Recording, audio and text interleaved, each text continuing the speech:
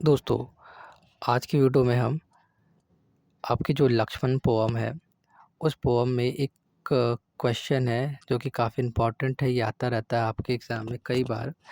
तो इस क्वेश्चन के बारे में आज हम जानेंगे। क्वेश्चन देखिए दोस्तों ये है कि give a critical appreciation of the poem Lakshman composed by Toru Dutt, यानी तोरूदत्त जी द्वारा लिखित जो आपकी पोएम है उसका हमें क्रिटिकल अप्रिशिएशन दोस्तों बताना है उसका।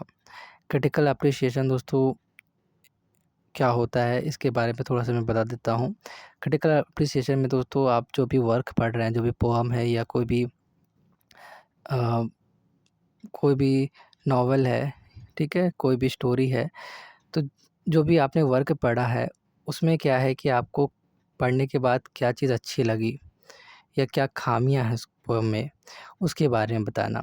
यानी उसको अप्रिशिएट करना, अ, उसमें क्या चीज़ आपको बहुत ज़्यादा अच्छी लगी उसको उसके बारे में बताना होता है, ठीक है? उसके डीप जाके आपको बताना होता है कि क्या चीज़ वो कहना चाहते हैं पोएट और उसको बिल्कुल डीप जाकर आपको एप्रिशिएट करना होता है, उसकी सराहना करना होता है, जो चीज़ आपको अच्छी लगी होती है।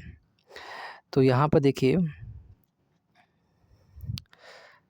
पर आंसर में लिखा है कि Lakshman is a fine poem composed by Toru Dutt, यानी तोरूदत्त जी द्वारा जो ये कंपोज़ की गई पोएम है लक्ष्मण, ये बहुत ही अच्छी पोएम है।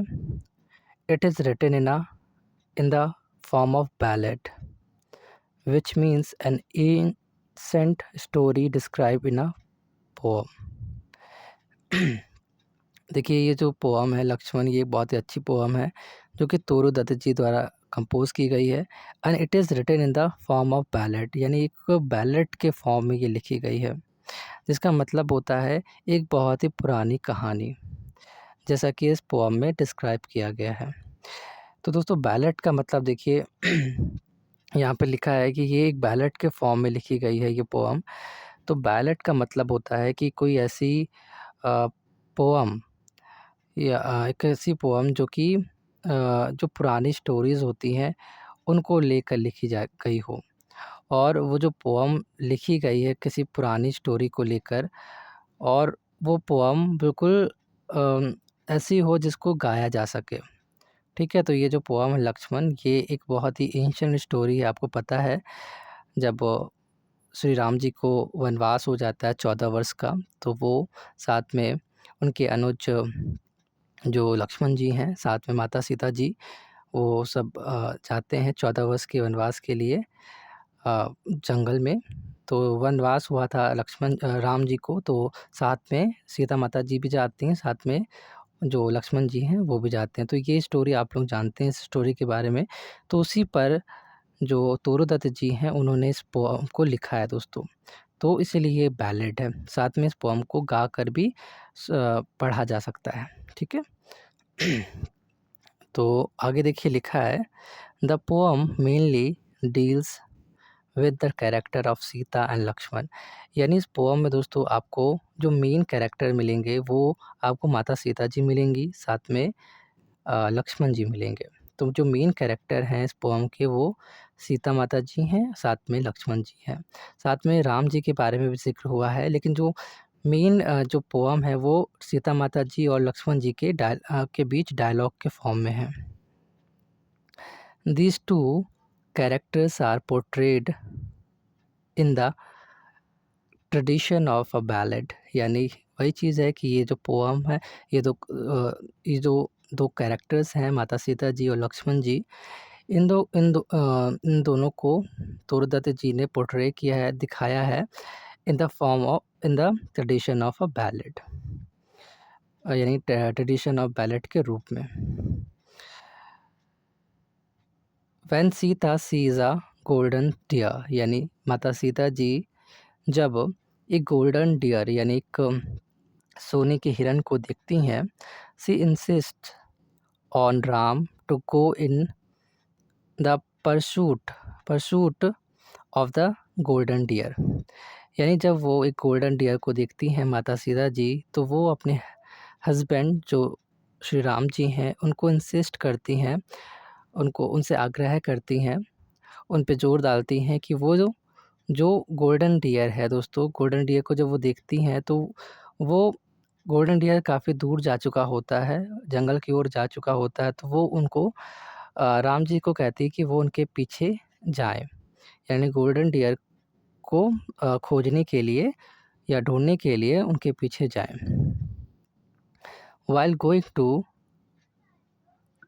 Chase the deer Ram gave, तो जब वो जा रहे होते हैं डियर के पीछे यानी हिरण के पीछे, Ram gave instruction to Lakshman that he was he has not to leave the hut, यानी he will not leave the hut till he returned, यानी कि जो हमारे राम जी हैं वो जब जा रहे होते हैं उनके पीछे गोल्डन डियर के पीछे जब जा रहे होते हैं, तब वो इंस्ट्रक्शन देते हैं लक्ष्मण जी को, मतलब निर्देश देते हैं लक्ष्मण जी को कि वो यहाँ से तब तक नहीं जाएंगे। लक्ष्मण जी जो हैं वो हट को तब तक नहीं छोड़ेंगे जब तक कि श्री राम जी नहीं आ जाते दोस्तों।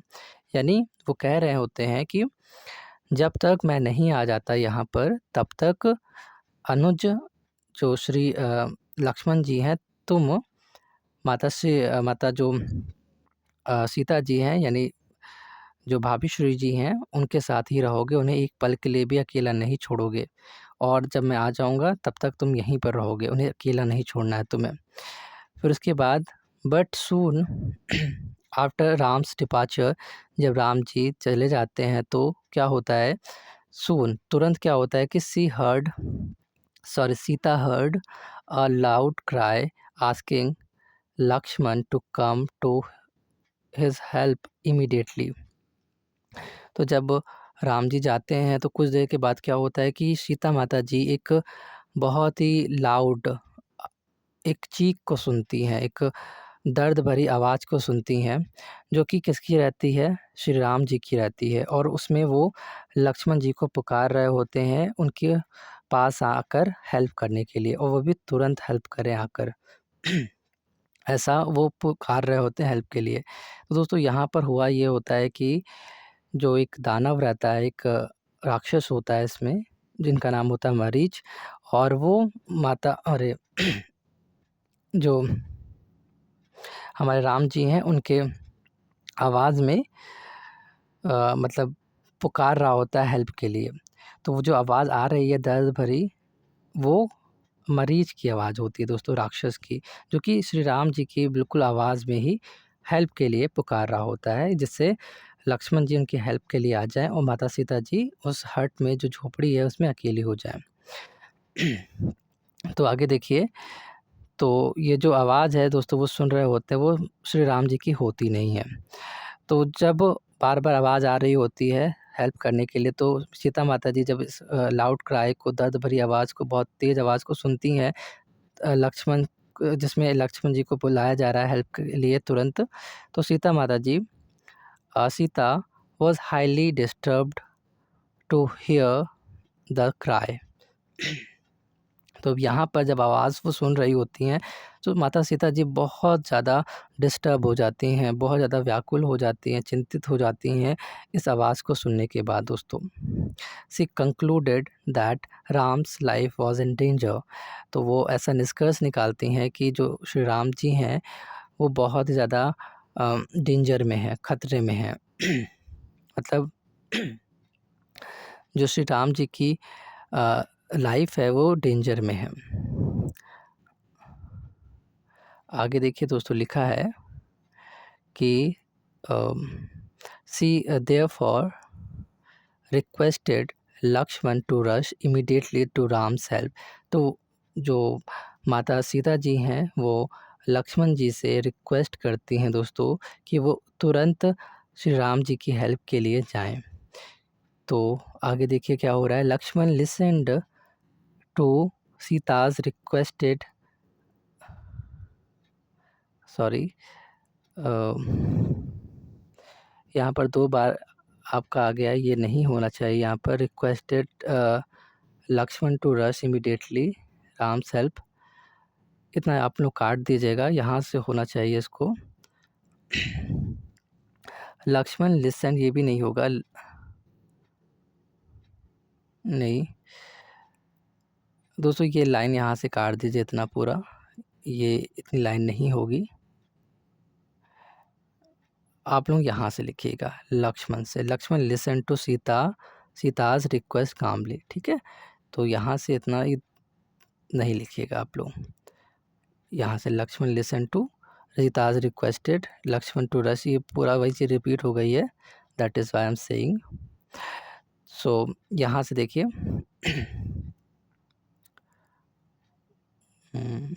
Lakshman listen to Sita's request calmly, यानी जो जब वो उनसे कहती हैं कि तुम अभी लक्ष्मण जाओ अपने बड़े भाई की हेल्प के लिए, यानी श्री राम जी की हेल्प के लिए, तो लक्ष्मण जी इस बात को बहुत ध्यान से सुनते हैं दोस्तों, मतलब बहुत ही शांति से सुनते हैं वो। बट लेकिन ही was not the least perturbed, लेकिन जब वो इस बात को सुनते हैं, सुनने के बाद वो बिल्कुल भी घबराते नहीं हैं, बिल्कुल भी डिस्टर्ब या व्याकुल नहीं होते बिल्कुल भी, ठीक है। वो बिल्कुल भी विचलित नहीं होते, व्याकुल नहीं होते। He was sure that nothing could harm Ram, यानी कि वो इसलिए दोस्तों इतने ज़्यादा मतलब चिंतित नहीं हो रहे हैं, व्याकुल नहीं हो रहे हैं इस बात को सुनने के बाद, क्योंकि वो जानते थे कि इस बात को लेकर बहुत ज़्यादा श्योर थे वो कि कोई भी चीज़ श्री राम जी को हानि नहीं पहुंचा सकती है, क्योंकि इस संसार में जितने भी जीव जंतु हैं, जितने भी दानव हैं, वो सभी श्री राम जी की ताकत के आगे कुछ नहीं होते हैं दोस्तों। श्री राम जी की ताकत के आगे सब डरते हैं उनसे। तो मतलब फिर इसलिए श्री राम जी को हानि पहुंचाने की हिम्मत कोई भी दानव नहीं कर सकता था।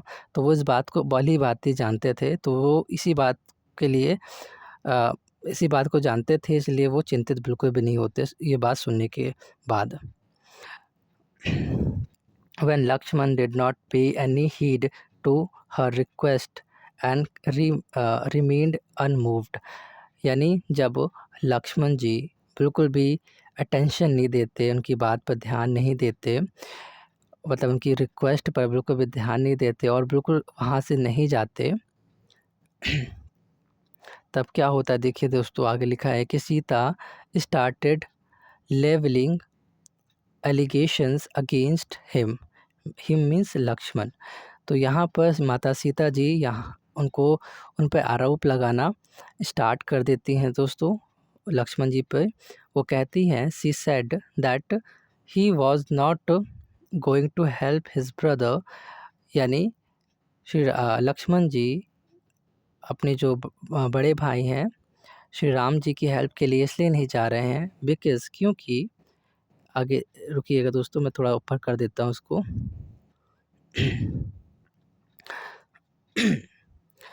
यहाँ पर देखिए लिखा है, बिकॉज क्योंकि he wanted to marry her and he was in league with Ram's force, यानी कि वो कहती हैं कि वो इसलिए नहीं जा रहे हैं क्योंकि वो मेरे से मैरिज करने चाहते हैं, यानी वो कहती हैं कि लक्ष्मण तुम इसलिए नहीं जा रहे हो क्योंकि तुम मेरे से विवाह करना चाहते हो और तुम राम के दुश्मनों में से एक हो, तुम राम के जो दुश्मन हैं उनके साथ हो। आगे देखिए लिखा है, एट लास्ट, जब वो बहुत सारी चीज़ें उन्हें बोलती हैं माता सीता जी, और दोस्तों वो भी मतलब बहुत ही ज़्यादा मतलब गुस्से में ये चीज़ें वो बोलती हैं, क्योंकि वो श्री राम जी से बहुत प्रेम करती हैं, और जब वो देखती हैं कि वो बहुत ज़्यादा दुविधा में हैं और बहुत ही ज़्यादा चीख रहे हैं, चिल्ला रहे हैं, दर्द भरी आवाज़ उन्हें सुनाई दे रही होती है, तो वो गुस्से में ये सारी चीज़ें, हम लोग भी कभी-कभी गुस्से में बोल देते हैं, तो उसी तरह से माता सीता जी उनको ये सारी बातें बोल देती हैं। लेकिन उनका इंटेंशन ऐसा कुछ भी नहीं होता, वो बहुत ही चाहती होती हैं सभी को ही, बहुत अच्छी दिल की हैं, आप तो जानते ही हैं। तो वो मतलब उनका कोई ऐसा इंटेंशन नहीं होता कि उन्हें हर्ट करे, बस वो चाहती हैं कि वो किसी तरह से लक्ष्मण जी उनकी हेल्प करने के लिए जाएँ, तो वो इसलिए ऐसा बोल देती हैं दोस्तों। आगे देखिए दोस्तों, लिखा है at last Lakshman decided to go in search of Rama, but he was in a dilemma, unable to decide whether he should stay there according to the command of Rama or he should follow the dictates of माता सीता जी। तो यहाँ पर देखिए आखिरी में क्या होता है कि लक्ष्मण जी डिसाइड करते हैं श्री राम जी को खोजने के लिए, जाने के लिए, ढूंढने जाने के लिए। बट यहाँ पर वो अभी क्या है, दुविधा में है दोस्तों, इस बात को लेके कि वो जाए या ना जाए, क्योंकि वो इस चीज़ को डिसाइड नहीं कर पा रहे हैं कि वो उन्हें जो श्री राम जी हैं उनके आज्ञा के अनुसार वहाँ पर रुकना चाहिए, क्योंकि श्री राम जी ने उन्हें वहाँ पर रुकने को बोला था जब तक कि वो नहीं आ जाते, और जो माता सीता जी हैं वो उन्हें जाने के लिए बोल रही होती, तो उनकी आज्ञा का पालन उन्हें करना चाहिए या नहीं करना चाहिए। तो इस चीज़ को लेकर वो बहुत ज़्यादा दुविधा में हैं कि उन्हें क्या करना चाहिए, क्योंकि श्री जो लक्ष्मण जी हैं दोस्तों, वो अपने बड़े भाई श्री राम जी की कोई भी बात को मना नहीं करते थे। वो उनकी हर एक आज्ञा का पालन करते थे और वो माता सीता जी को भी कभी मना नहीं कर सकते थे। तो इस बात को लेकर बहुत ही ज़्यादा वो चिंतित थे, बहुत ही ज़्यादा दुविधा में थे कि वो क्या करें। आगे देखिए दोस्तों, लिखा है आगे लिखा है कि दत्त, माफ़ी चाहूँगा दोस्तों, मेरा थोड़ा गला सही नहीं है, तो इसके लिए माफ़ी चाहूँगा। Dutt had depicted the character of Sita's ideally. तो इसमें दोस्तों जो हमारे तोरू दत्त जी हैं, उन्होंने माता सीता जी को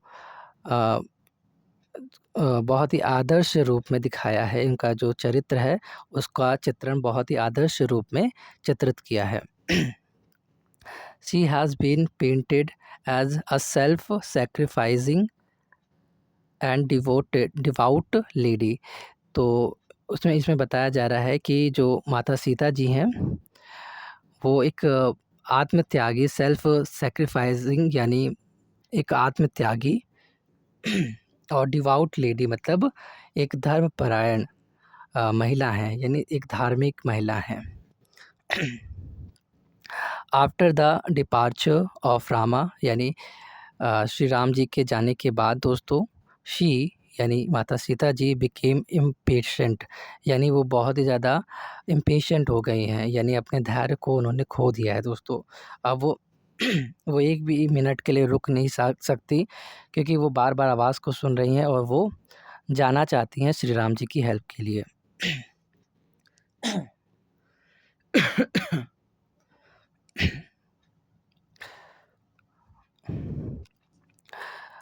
आगे देखिए दोस्तों, लिखा है कि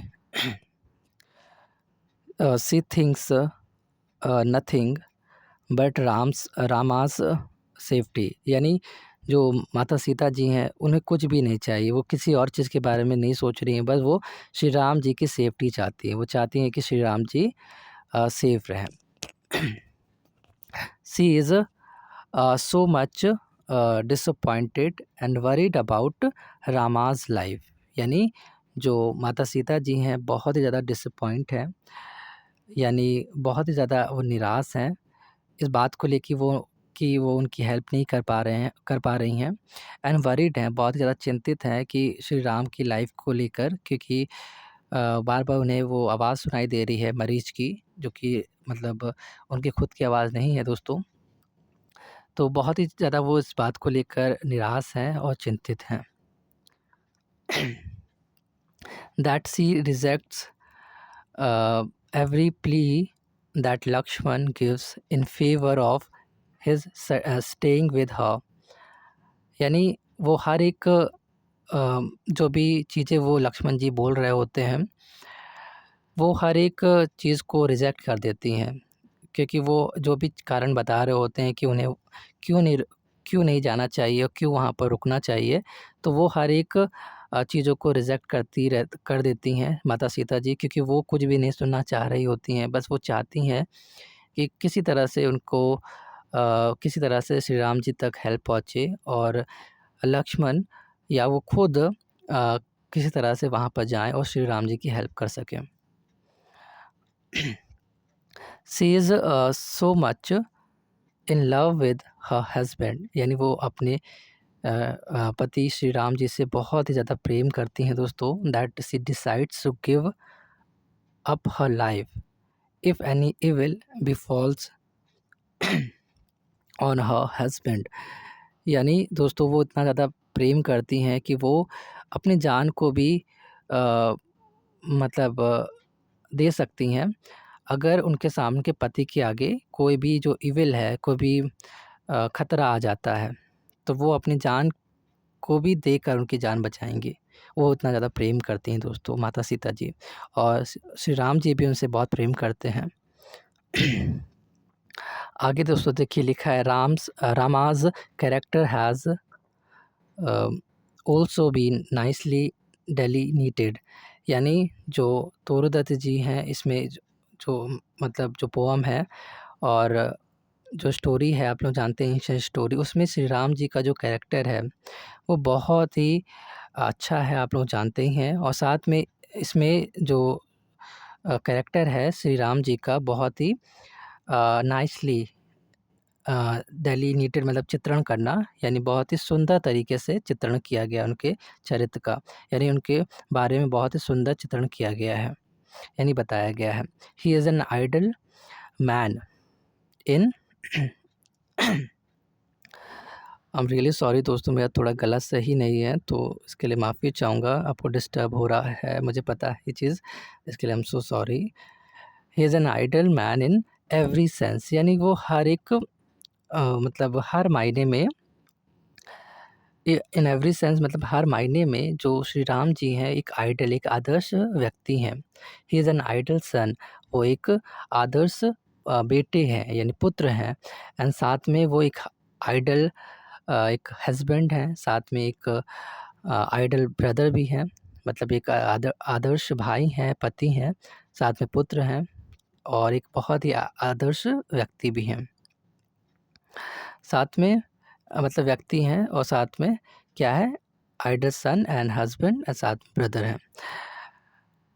the poem brings out the ताज narratives skill for in her dialogues,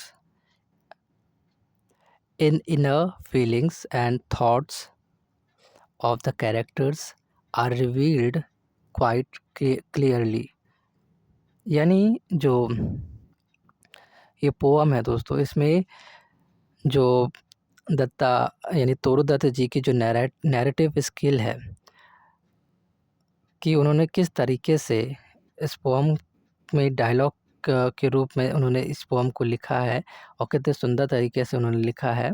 साथ में जो इनर फीलिंग्स है और थॉट है ऑफ द कैरेक्टर्स, यानी जो कैरेक्टर्स इसमें दिखाए गए हैं इस पोअम में, उनके अंदर की जो इनर फीलिंग्स है और जो थॉट है यानी विचार हैं, उसको बहुत ही सुंदर तरीके से बिल्कुल क्लियरली दिखाया गया है इस पोअम के माध्यम से या इस पोअम में दोस्तों।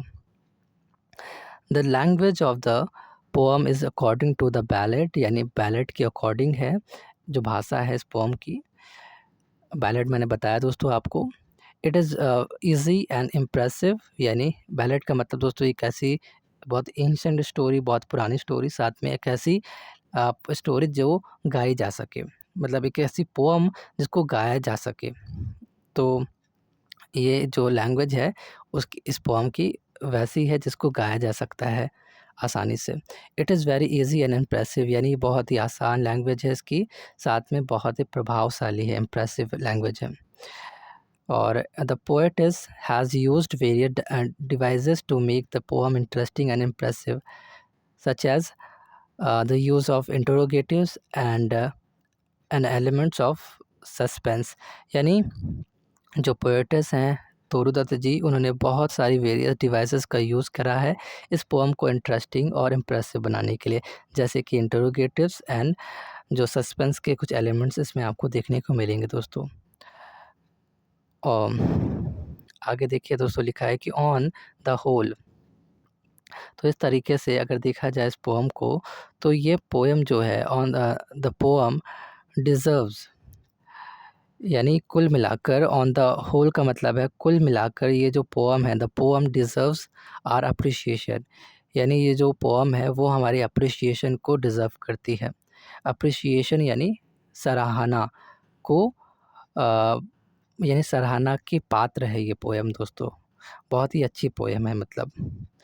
We like it very much, हम इस पोएम को बहुत ज़्यादा पसंद करते हैं फॉर इट्स स्टोरी, इसकी स्टोरी के लिए, and the narrative skills of the poetess, और यानी जो हमारी पोएटेस हैं तोरू दत्त जी, उनकी जो नैरेटिव स्किल है, यानी जो उनका कथा कौशल का जो कथा कौशल है, यानी जो नैरेटिव किस तरीके से उन्होंने बताया है, इस पोएम को नैरेट किया है, उसको, उसकी स्किल को हम बहुत ज़्यादा पसंद करते हैं। उसकी, यानी इस पोएम को हम क्यों पसंद करते हैं दोस्तों, क्योंकि इसकी स्टोरी बहुत अच्छी है, साथ में तोरू दत्त जी ने इस पोएम को बहुत अच्छी तरीके से नैरेट किया है। यानी उनके नैरेटिव स्किल्स के लिए, साथ में इस पोएम की जो स्टोरी है बहुत ही अच्छी है, इसलिए हम इसे बहुत पसंद करते हैं। तो दोस्तों ये था इस पोएम का क्रिटिकल एप्रिसिएशन। आई होप मैं अच्छे से समझा पाया हूँ। तो दोस्तों मैं मिलता हूँ आपसे नेक्स्ट वीडियो में, तब तक के लिए आप अपना ख्याल रखिएगा।